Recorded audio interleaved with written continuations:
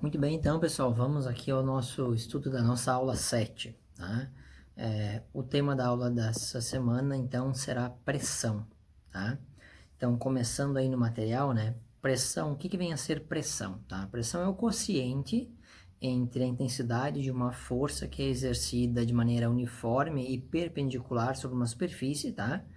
Pela área dessa superfície, tá? Então, pressão basicamente é força dividido por área, certo? E essa força tem que ser uma componente perpendicular, formando 90 graus com a superfície, certo? Bom, coisas importantes aqui. Unidade, né? A força no sistema internacional é o Newton, certo? Unidade de força. A área, para o sistema internacional, a área tem que ser dada em metros quadrados, certo? E aí, consequentemente, a pressão será Newton por metro quadrado. Porém, esse Newton por metro quadrado é aquilo que a gente chama de Pascal. Tá? Então, quando eu tiver lá uma pressão de 20 newtons por metro quadrado, equivale a dizer que a gente tem uma pressão de 20 pascais. Tá? Esta é a unidade do sistema internacional, contudo, a gente tem outras tantas unidades. Vocês que vão trabalhar no campo da engenharia agronômica, quando fizer dimensionamento de bombas, coisa e tal, vão ver que as pressões serão dadas em outras unidades. Tá? E aí a gente tem que também ter uma percepção sobre essas outras unidades. Outras unidades que podem aparecer: o Newton por centímetro quadrado, né? O Newton por milímetro quadrado, tá? Din por centímetro quadrado, bar e PSI e outras mais. As mais comuns a gente vai ver agora detalhadamente na sequência, tá? Algumas outras situações. Bom, veja, então a definição é a força dividida pela área, sendo a força perpendicular.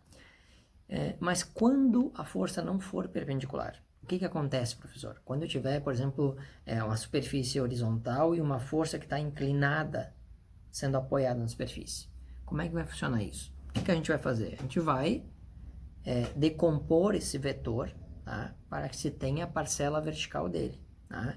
Então, se o vetor está inclinado e forma um ângulo aqui θ com a horizontal, a componente vertical dele vai ser o seno de θ. Tá? Então, para calcular a pressão exercida por esta força que está inclinada, a gente faz a decomposição deste vetor inclinado para trabalhar só com a projeção vertical. Tá? Como é que fica então? Fica F seno de θ dividido pela área, certo?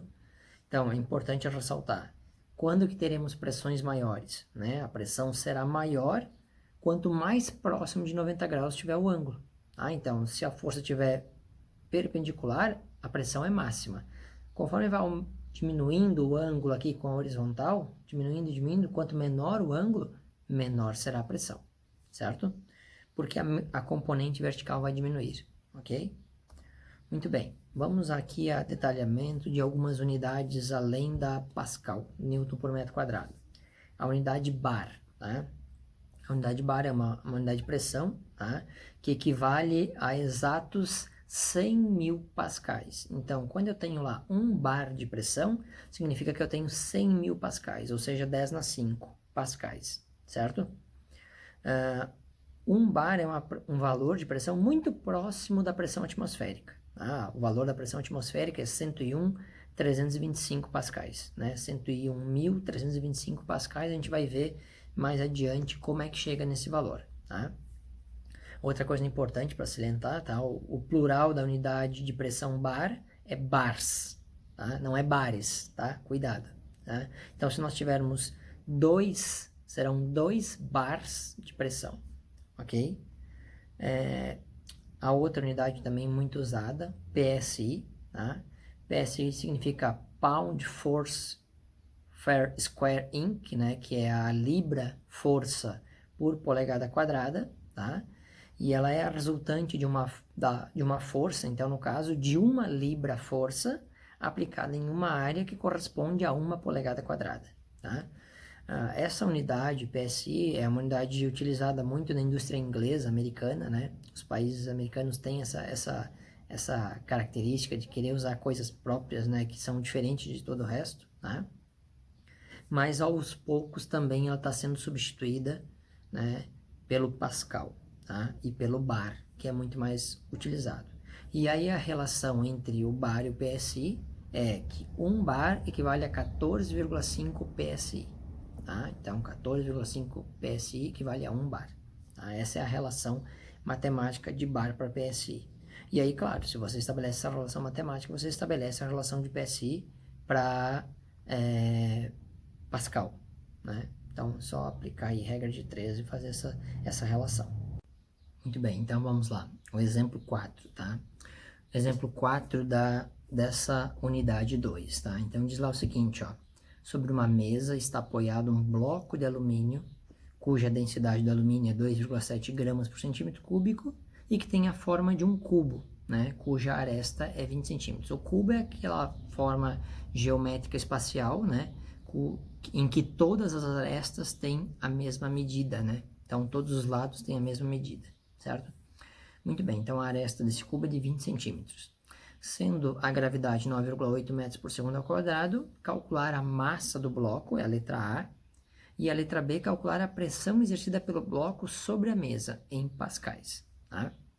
Então, primeira coisa, lê o problema, separa os dados. Assim para todos os exercícios, exemplos, atividades. Tá? Então, vamos lá. Os dados que a gente tem nesse problema são o quê? Densidade do alumínio, 2,7 gramas por centímetro cúbico. Tá? Aresta do meu cubo, 20 centímetros. Gravidade, 9,8 metros por segundo ao quadrado. Então, a primeira coisa que ele pede na letra A é calcular a massa do bloco. Tá? Como é que a gente vai calcular a massa do bloco? Primeiro, eu preciso ter o volume deste bloco. Tá? Então, o volume de um cubo vai ser dado pela aresta elevado ao cubo. Tá? Então, como a aresta desse bloco mede 20 centímetros, eu vou ter 20 centímetros elevado ao cubo. 20 vezes 20 vezes 20 dá 800. Centímetro elevado ao cubo, centímetro cúbico. Então, eu vou ter que o volume deste meu cubo é de 8.000 centímetros cúbicos. Tá? Muito bem. Agora que eu já sei o volume, 8.000 centímetros cúbicos do meu cubo, tá? Eu vou para a equação, né, da densidade. Tá? Então, a equação da densidade, a fórmula diz o seguinte: a densidade é a massa dividida pelo volume. Muito bem, a densidade do material que é constituído esse cubo, o problema forneceu. Tá? Então, são 2,7 gramas a cada centímetro cúbico, igual a massa, que é o que ele quer saber, qual é a massa do bloco que eu tenho ali sobre a mesa, tá? Dividido pelo volume deste cubo, que é de 8.000 centímetros cúbicos. Tá? Então, 8.000 vai estar dividindo a massa, ele vai passar para o outro lado da igualdade, com a operação inversa da divisão, portanto, a multiplicação. Então, eu vou ter lá do outro lado da igualdade 2,7 gramas por centímetro cúbico vezes 8.000 centímetros cúbicos. Tá? E isso é igual quem que sobrou lá, sozinho, isolada? A massa. Bom, veja, se eu tenho gramas por centímetro cúbico e multiplico por centímetro cúbico, o centímetro cúbico aqui de cima vai simplificar com o centímetro cúbico de baixo. Vai sobrar como unidade apenas o grama. Tá? Então, quando eu faço 2,7 vezes 8.000, o resultado será 21.600. Que unidade? Gramas. Tá? Então, 21.600 gramas é a massa do meu cubo. Eu posso transformar isso para quilogramas, basta dividir por 1.000. 21.600 dividido por 1.000 vai dar 21,6 quilogramas. Esta é a massa do meu cubo, certo? Então, resolvido para a letra A, para se calcular a massa do bloco, ok? Muito bem. A letra B pede para se calcular qual é a pressão que esse bloco está exercendo na mesa. Tá? Então, vamos lá. O conceito de pressão, força dividido por área. Bom, mas qual é a força que esse bloco exerce na mesa? É a força peso dele. Esta é a força que ele exerce na mesa, a força peso. Tá? Então, será peso dividido pela área. Tá? Muito bem, mas como é que eu calculo o peso de um corpo? O peso de um corpo é calculado pelo produto massa vezes gravidade. Então, eu vou ter lá que a pressão será a massa vezes a gravidade dividido pela área. E agora eu tenho todos esses dados, basta substituir. A massa eu calculei na letra A anterior, 21,6, tem que ser em quilogramas, tá? Vezes a gravidade que forneceu, 9,8 metros por segundo ao quadrado, dividido pela área. Bom, vamos lá. Qual é a área? A área é a área da superfície de baixo do cubo. Então, essa eu preciso calcular, antes de colocar aqui na equação. Como é que eu calculo a área de um quadrado, né? A face de baixo do cubo é um quadrado. Bom, a área de um quadrado vai ser a aresta elevada ao quadrado. Ou seja, então, a área desse quadrado será 20 centímetros elevado ao quadrado. 20 vezes 20 dá 400 centímetros quadrados. Esta é a área, 400 centímetros quadrados. Só que tomar cuidado, gente. Nessa equação, força dividido por área, a área tem que ser dada em metros quadrados, porque ele quer que a pressão seja dada em pascais. Pascal é Newton por metro quadrado, tá? Então, eu preciso transformar esta área de 400 centímetros quadrados para metro quadrado. Como é que eu transformo um centímetro quadrado para metro quadrado? Eu divido por 10.000. Então, ó, centímetro para metro é 100. Né? Eu dividiria por 100. Como é elevado ao quadrado? É 100 elevado ao quadrado. 100 elevado ao quadrado, 10.000. Então, para transformar centímetro quadrado para metro quadrado, divido por 10.000. Quando eu pego 400 e divido por 10.000, tá?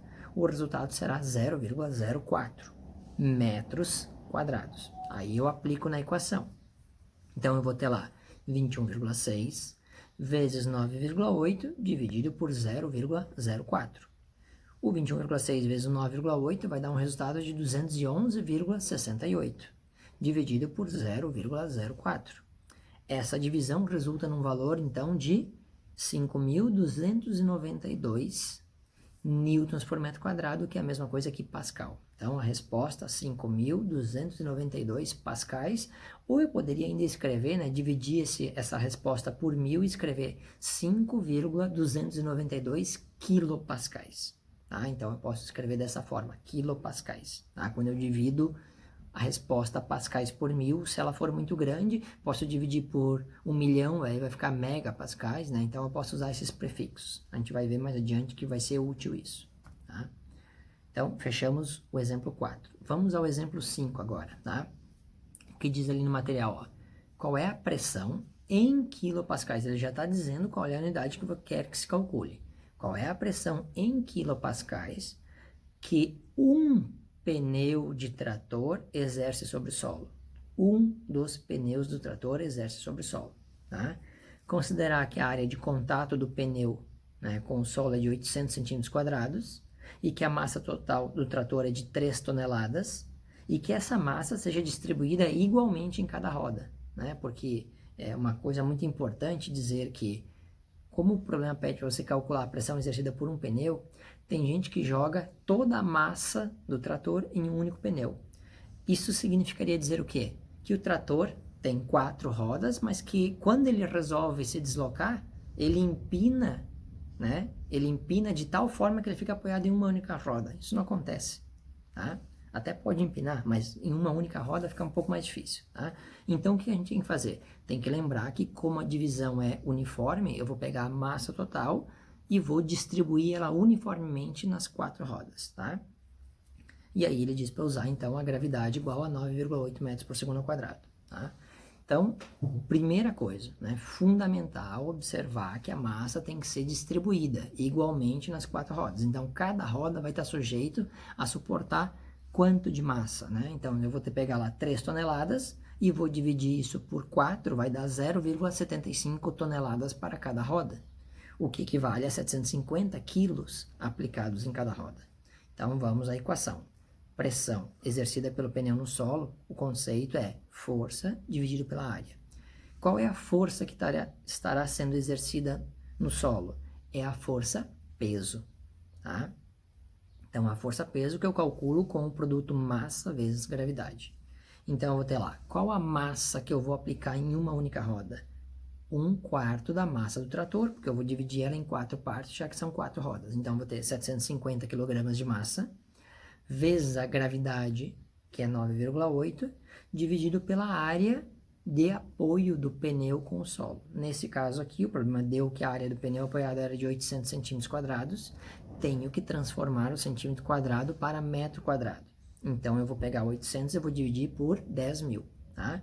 Quando eu divido 800 por 10.000, vai dar 0,08 metros quadrados, tá? Então, eu vou ter lá 750 vezes 9,8, isso resulta em 7.350, dividido pela área 0,08. Esse 7.350 dividido por 0,08 resulta em 91.875 newtons por metro quadrado, que equivale a pascal. Então, eu vou ter lá 91.875 pascais. Só que o problema pediu que a resposta fosse em quilopascais. Então, como ele quer a resposta em quilopascais, o que eu tenho que fazer? Eu tenho que dividir este valor que eu achei em Pascal por 1000, né? Então, quando eu divido 91.875 por 1000, vai resultar numa resposta de 91,875 quilopascal, tá? Então, está calculado aí a pressão exercida por um dos pneus, tá? E aqui, claro, é importante salientar, né, que isso daria perfeito se a área dos pneus do trator fossem exatamente iguais, os dianteiros e os traseiros. No caso desse pneu ter a mesma área, a pressão seria igual em cada uma das rodas. Cada uma das rodas executaria esta pressão, certo? Muito bem. Vamos adiante. Exemplo 6, tá? Então diz ali, ó. Calcule a resistência à penetração. Resistência à penetração é o conceito de pressão, tá? Calcule a resistência à penetração no solo de um penetrômetro de impacto que tem como dados os seguintes valores. A massa do bloco M maiúsculo, 2 kg. A massa da haste, 3,2 kg. A altura de queda do bloco de massa M maiúscula, 40 cm. A área da ponta do penetrômetro, 1,29 cm², tá? E considerar que naquela queda de 40 centímetros, num único impacto na haste ali, né, no anteparo da haste, fez com que o penetrômetro afundasse 3 centímetros no solo, tá? E usar a gravidade igual a 9,8 metros por segundo ao quadrado. Bom, isso aqui é igual aos exercícios que a gente fazia no final da unidade 1, tá? Onde a gente calculava qual era a força de resistência à penetração, tá? E aqui vem, agora a gente tem que resgatar aquele conceito que é importante para a solução desse problema, tá? A resistência à penetração no solo corresponde à pressão exercida pelo penetrômetro no solo. Então, ou seja, como o problema quer que você calcule a resistência à penetração, você vai calcular a pressão, que é força dividida por área. Contudo, esta força que está sendo exercida no solo é quem? É a força de resistência que a gente calculava lá no final da unidade 1. Tá? Então, a força exercida no solo vai corresponder à força de atrito, né, exercida pelo solo na haste durante a penetração. Tá? E a equação que nos permite calcular esta força de atrito é aquela que a gente tinha no final da unidade 1, que é a força de atrito, né? E essa equação vem do princípio de conservação de energia mecânica, né? Então, a força de atrito vai ser a massa maior vezes a gravidade vezes a altura do bloco maior, mais as duas massas, a massa do bloco mais a massa da haste, multiplicado pela gravidade, multiplicado pela profundidade, que esse penetrômetro entra no solo, dividido pelo valor dessa profundidade que ele entra no solo. Dessa forma, a gente consegue calcular a força de atrito para poder aplicar na equação da pressão, ok? Muito bem, então vamos à resolução. A gente tem separado os dados, primeira coisa, separa os dados, né? Então tem lá a massa do bloco, massa M maiúscula 2 kg, massa M minúscula 3,2 kg, a altura de queda do bloco 40 cm, a área da ponta 1,29 cm², a profundidade de penetração x igual a 3 cm e a gravidade 9,8. Tá? Então, a primeira coisa que a gente vai calcular é a força de atrito, né, aplicada pelo solo na haste. Tá?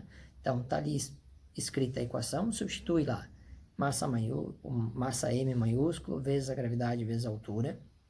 A altura é a altura de queda do bloco M maiúsculo, mais a soma das duas massas vezes a gravidade vezes a penetração no solo, que é o valor x. Não esquecer, cuidado com as unidades. Essa penetração x geralmente vai dar um valor pequeno, alguns centímetros. Eu preciso obrigatoriamente converter isso para metros, senão, balba o meu problema. Ele vai dar uma diferença de 100 unidades maior, né? E aí, zebrou tudo, certo? Então, não esquecer de transformar essa penetração x para metro. Divide por 100, ok? Então, vou ter lá, ó, o produto 2 vezes 9,8 vezes 0,40 resulta em 7,84. 2 mais 3,2 vai dar 5,2. 5,2 vezes 9,8 vezes 0,03 vai resultar em 1,5288. Soma 7,84 mais 1,5288 e divide pela penetração x 0,03. Então, isso vai dar 9,3 3.688 dividido por 0,03, né? E essa divisão resulta no valor, então, de 312,2933 newtons. Esta é a força que o solo aplica na haste para impedir que a haste penetre uma profundidade infinita, tá? Então, esta é a força de atrito exercida pelo solo na haste. Bom, agora que a gente tem a força de atrito, veja que a força de atrito ela é igual à força que a haste exerceu no solo. É ação e reação, terceira lei de Newton. Tá? Então, agora, tendo essa força de atrito, a gente consegue calcular o valor da pressão. E a pressão corresponde à resistência à penetração que o problema quer saber. Tá? Então, a resistência à penetração, a pressão vai ser a força de atrito dividido pela área da ponta do penetrômetro. A força de atrito a gente acabou de calcular, 312,2933, dividido pela área da ponta, que é de 1,29 centímetros quadrados. Não esquecendo que eu preciso transformar o centímetro quadrado para metro quadrado. Como é que eu faço isso? Divido por 10.000, tá? Então, eu vou ter lá, posso utilizar 1,29 vezes 10 na menos 4, tá? Ou dividir a resposta, escrever decimal, como está ali proposto no material de vocês. Quando eu faço a divisão 312,2933 dividido por 0,000129, a resposta que eu vou obter é 2.420.878,295 pascais. Mas essa é uma resposta muito, muito grande. Então, a gente transforma essa resposta muito, muito grande em um número um pouco menor para ficar mais fácil de compreender. Tá? Como esse número é muito grande, a gente vai dividir ele por 1 milhão. E quando divide por 1 milhão, vai chegar na resposta de 2,42 megapascais, tá? Que é o que o problema quer, certo? Então, a gente calculou e achou a resistência à penetração no valor de 2,42 megapascais, tá? Lembrando que 1 megapascal é 1 milhão de pascais. Então, a gente tem ali 2 milhões e 420 mil aproximadamente, ok? Esta é a resistência à penetração. Bom, mas por que é importante calcular a resistência à penetração? Pelo que a gente vai ver agora em seguida, tá? Então, eu apresento para vocês dois materiais de pesquisa bibliográfica com os respectivos autores que analisam, né, a resistência do solo à penetração para determinar a limitação do crescimento de raiz. Por isso que é importante determinar a resistência à penetração. Dependendo da resistência à penetração, o solo vai implicar algumas características quanto ao crescimento das raízes, tá? Das culturas que vocês plantarem. Então, vejam, essa primeira planilha, né, que é de Kanarash, 1990, o autor, tá? Então, ela tem classes, né, de solo, tá? Então, classe muito baixa, baixa, média, alta, muito alta, extremamente alta. Os limites de valores à resistência à penetração, dado em megapascais, por isso que a gente tem que calcular em megapascais lá, tá? E as limitações ao crescimento das raízes que cada uma dessas classes apresenta. Então, se você tiver um solo, uma resistência à penetração menor que 1,1 megapascais, esse solo está classificado numa resistência à penetração muito baixa, tá? E um solo desses não implica limitação nenhuma ao crescimento das raízes. Então, esse solo está tranquilo, pode ir lá plantar que vai dar super de boa. Se você tem uma classe baixa, significa que a resistência à penetração está compreendida entre 1,1 e 2,5 megapascais, tá?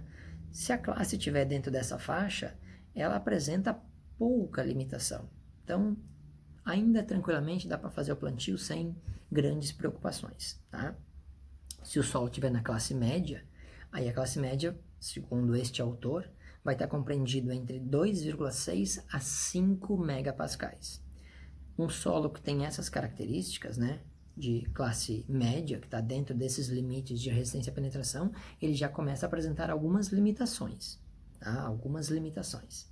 Se o solo estiver na classe alta, que vai de 5,1 a 10 megapascais, né, de resistência à penetração, serão sérias as limitações para o crescimento da raiz, tá? Se o solo estiver na classe muito alta, vai de 10,1 a 15, as raízes praticamente não crescem, tá? E se o solo estiver numa classe extremamente alta, maior que 15 megapascais, definitivamente as raízes não crescem. Este autor classifica dessa forma. Temos outro autor, né, que é USDA, 1993, eu não sei o que significa essa sigla, deve ser uma associação, alguma coisa, eu não tenho certeza, tá? Então, eles limitam, esse autor, né, limita de maneira um pouco diferente. Ele estabelece as classes baixa, intermediária e elevada, e aí ele faz uma subdivisão dentro da classe baixa, extremamente baixa, muito baixa. Na intermediária, baixa ou moderada, e na elevada, alta, muito alta, extremamente alta. Tá? Então, segundo esse autor, na classe baixa, na extremidade baixa, extremamente baixa, né? Então, a classe baixa, na subclasse extremamente baixa, nós temos então a resistência à penetração menor do que 0,01 megapascais. Tá? Na classe muito baixa, vai então de 0,01 até 0,1 megapascais. Tá? Então, isso é um valor muito baixo mesmo. Tá? Na classe intermediária, a intermediária baixa, ela vai de 0,1 megapascais até 1 megapascal.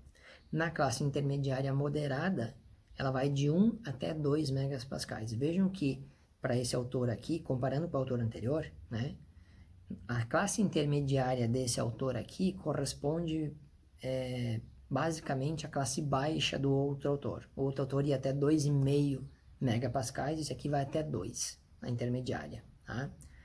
Já na classe elevada, a classe elevada alta vai de 2 a 4 megapascais, a muito alta de 4 a 8 e extremamente alta acima de 8. Tá? Essa classe elevada desse autor corresponde basicamente às classes média, alta, muito alta, extremamente alta do autor citado anteriormente. Ok? Então, por que dessa importância, gente? Vocês vão pegar o penetrômetro quando estiverem no campo. Bom, esse solo dá para plantar direto ou eu preciso fazer uma descompactação do solo? Como é que eu vou saber isso? Eu vou pegar um penetrômetro, vou fazer um teste, né, para verificar a resistência à penetração. Vou lá, aplico lá o penetrômetro, faço a medida, tudo direitinho, calculo qual é a resistência à penetração do solo. Dependendo da resistência à penetração no solo, eu vou pegar o valor e vou comparar com essas tabelas. Bom, se eu tenho um solo que está compactado em demasia, né, está muito compactado e vai implicar em dificuldade de crescimento da raiz, não adianta eu plantar direto.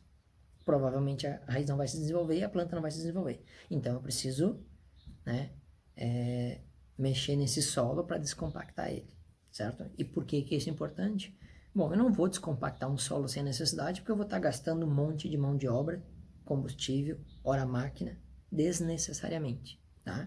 E também não vou deixar de fazer a descompactação quando o solo estiver muito compactado, porque senão eu vou lá, planto, sei lá, 1 hectare da cultura que eu desejo e não obtenho resultado nenhum porque a planta não cresce, porque a raiz não conseguiu fazer a sua penetração no solo, certo? Então, essa é a importância disso aí. Bom, seguindo então, a última parte agora que a gente vai, né? Pressão em coluna de líquidos, tá? Então, se nós imaginarmos um reservatório cilíndrico, vamos imaginar uma caixa d'água cilíndrica, tá? Como a que está mostrada na figura aí, a pressão exercida pela coluna de líquido dentro desta caixa, ela é calculada de que forma? Da mesma forma que era calculada, por exemplo, a pressão do pneu trator. O conceito é o mesmo, né? A pressão exercida pela coluna de líquido vai ser força dividido por área. Mas que força? A força peso do líquido que está dentro dessa caixa, desse reservatório. Ainda vai ser o peso dividido pela área. Como é que eu calculo o peso desse líquido? Massa vezes a gravidade, dividido pela área da base do reservatório. Bom, mas eu não sei qual é a massa de líquido que eu tenho dentro desse reservatório. Aí eu vou recorrer ao conceito de massa específica, né? Massa específica é a massa dividida pelo volume. Se eu quero saber a massa, eu pego o volume que está dividindo e passo multiplicando. Então, a massa de uma determinada quantidade de líquido vai ser o produto da massa específica vezes o volume. Então, eu substituo na equação isso, né? Em vez da massa, eu escrevo massa específica vezes o volume, vezes a gravidade dividido pela área. Agora, olhem para a figura. No caso de um reservatório cilíndrico, o volume de água dentro desse reservatório vai ser calculado como a área da base vezes a altura da coluna de líquido. Então, eu vou substituir o volume na equação pela área vezes a altura. Então, vai sobrar que é massa específica vezes a área, vezes a altura, vezes a gravidade, dividido por quem? Pela área. Só que a área de cima e a área de baixo são iguais. É a mesma área que a área da base. Então, eu consigo simplificar estas áreas. Né? Simplifico a área de cima com a área de baixo e sobra, então, para a minha equação, né, que é a pressão exercida pela coluna de líquido, que é a que a gente chama de pressão hidrostática. A pressão exercida pela coluna de líquido ela é dada pelo produto massa específica do fluido, vezes a gravidade, vezes a altura da coluna de líquido. Cuidado com as unidades, né? Então, a pressão vai ser em Newton por metro quadrado, que é o Pascal. A massa específica do líquido tem que estar em quilograma por metro cúbico, senão não dá certo. A aceleração da gravidade, metro por segundo ao quadrado. A altura da coluna de líquido tem que ser em metros, tá? Tem que ser dada em metros, certo? Aí, com essas unidades corretas, a gente chega na resposta certinha, sem problema nenhum. Vamos lá, exemplo 7, então. O exemplo 7 tem a figura ali mostrando, né, o esquema de uma caixa d'água, um cano que desce numa torneira. Então, diz lá, ó, um reservatório d'água completamente cheio situa-se a 4 metros do nível do solo. Né? 4 metros é a parte superior do reservatório, como mostra ali na figura. Qual é a pressão exercida pela água na extremidade de uma torneira instalada a 1,5 metro do solo? Tá? E aí ele diz lá, ó, adotar a massa específica da água 10⁻³ kg por metro cúbico, ou seja, 1.000 kg por metro cúbico, e gravidade 9,8 metros por segundo ao quadrado. Então, o que eu vou ter lá? Equação. A pressão exercida pela coluna de líquido vai depender exclusivamente da altura da coluna de líquido, né? Então, eu vou ter que a pressão pela coluna de líquido vai ser a massa específica do líquido vezes a gravidade vezes a altura da coluna de líquido, tá? Bom, nesse caso aqui, a massa específica do líquido, o problema deu 10⁻³, a gravidade, o problema deu também 9,8, a altura da coluna de líquido, vejam, da extremidade superior, 4 metros, até onde, que veja, ele quer que você calcule a pressão na saída da torneira, só que a saída da torneira está a 1,5 metro do solo. Então, a altura da coluna de líquido vai ser o 4 da parte superior do reservatório, menos 1,5. Tá? Então, a diferença entre o 4 e 1,5 vai dar o valor da altura da coluna de líquido. Tá? Então, 4 menos 1,5 igual a 2,5. 2,5 é o valor, então, da altura da coluna de líquido, certo? Então, vou ter 10⁻³ vezes 9,8 vezes 2,5. Essa resposta dá igual a 24.500 newtons por metro quadrado, né? Aí eu posso dividir por 1.000 para chegar ao valor, então, de 24,5 newton por metro quadrado, que é a mesma coisa que quilopascal, certo? Quilopascal. Bom, com isso, então, a gente encerra aqui esse conteúdo, tá? Dessa parte da aula. Vocês vão ficar com 4 exercícios para resolver. Eu vou dar agora algumas dicas aqui de cada um desses 4 exercícios para facilitar o andamento de vocês, aí, a vida de vocês na resolução, tá? Então, exercício 1 diz lá o seguinte, ó. Qual a pressão em quilopascal que um pneu de trator exerce sobre o solo? Considera a área de contato do pneu 640 cm² e que a massa do trator, 2,8 toneladas, seja distribuída igualmente em cada roda. Esse exercício é exatamente igual ao exemplo, tá? Então, é só voltar no exemplo, olhar o exemplo, vai fazer exatamente igual. Vai pegar a área que está em centímetro quadrado, transformar para metro quadrado, tá? A massa do trator você vai dividir em 4 rodas, porque aquela massa ali não vai estar apoiada num único pneu, né? Está distribuída em 4, tem a mesma área, tá? E aí vai calcular qual é a pressão que cada um dos pneus exerce no solo, certo? Então, é exatamente igual ao exemplo do exercício. Questão 2. Um penetrômetro de impacto tem como dados os seguintes valores: massa do bloco, massa da haste, altura de queda e a área da ponta, exatamente iguais ao do exemplo. Tá? Um estudante de agronomia, ao utilizar o instrumento para avaliar a compactação do solo, verificou que num único impacto, o instrumento penetrou 6 centímetros no solo. Aí ele pede, letra A, qual o valor da força de resistência no solo? É a primeira parte do problema que vocês precisam fazer, né? Calcular a força de resistência, que é aquilo que a gente já fazia na unidade 1, no final da unidade 1, certo? E aí ele diz para usar a gravidade 9,8. Então você pega aquela equação básica lá da força de resistência, né? Que é a massa do bloco M maiúsculo vezes a gravidade, vezes a altura H, mais, abre parênteses, massa do bloco maiúsculo, a massa da haste, fecha parênteses, vezes a gravidade, vezes a penetração no solo X, tudo isso é dividido por X. Não esquecer as unidades, a penetração no solo tem que estar em metro, então divide, como o problema deu ali centímetro, divide por 100, certo? Muito bem. Aí, o que eu vou ter aqui, ó? Com isso, eu vou finalizar a letra A, que é calcular o valor da força, né, de resistência do solo. Aí a letra B pede qual a resistência à penetração. Depois que eu calculei a força de resistência, calcular a resistência à penetração é aplicar a equação da pressão, né? Então eu vou ter lá a pressão, força dividido por área.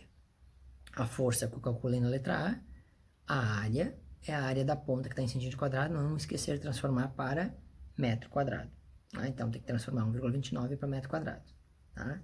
E aí aplica esse exercício 2, também resolve exatamente igual ao exemplo que foi dado aqui, tá?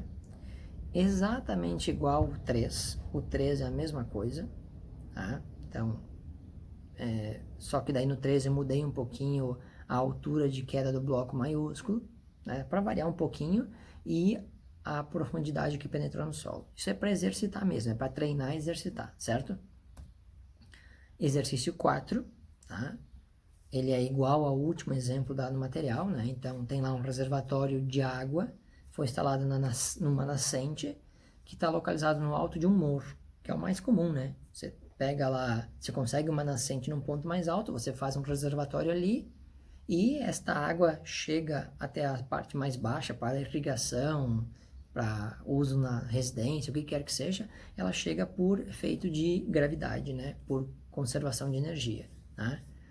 Então ele pede para estimar, né? Ele diz lá, estimando que a altura do reservatório em relação à casa seja de 60 metros, qual é a pressão exercida pela água em quilopascal, né? Em quilopascal, nas saídas da água instalada na casa. Aí a massa específica da água, 10/3 kg por metro cúbico, esse valor é padrão, isso vocês, é até bom que vocês sabem, porque pode não aparecer no problema, tá? Gravidade 9,8 metros por segundo. Então, vai lá, aplica a equação da pressão hidrostática, né? A pressão de uma coluna de líquido, a massa específica, vezes a gravidade, vezes a altura da coluna de líquido. Nesse caso aqui, a altura da coluna de líquido é a altura do desnível entre o reservatório e a saída lá na casa que o problema deu. Tá? Então, é só aplicar a equação, resolver, chegar no final, você vai calcular em pascal. Como o problema quer que você calcule em quilopascal, divide por 1000. Tá? E com isso, fecha os 4 exercícios para treinar então, né, para exercitar e verificar o aprendizado de vocês aí com relação a esse conteúdo. Beleza, gente? Com isso fechamos então, até a nossa próxima semana, próxima atividade. Valeu, abração, tudo de bom para vocês.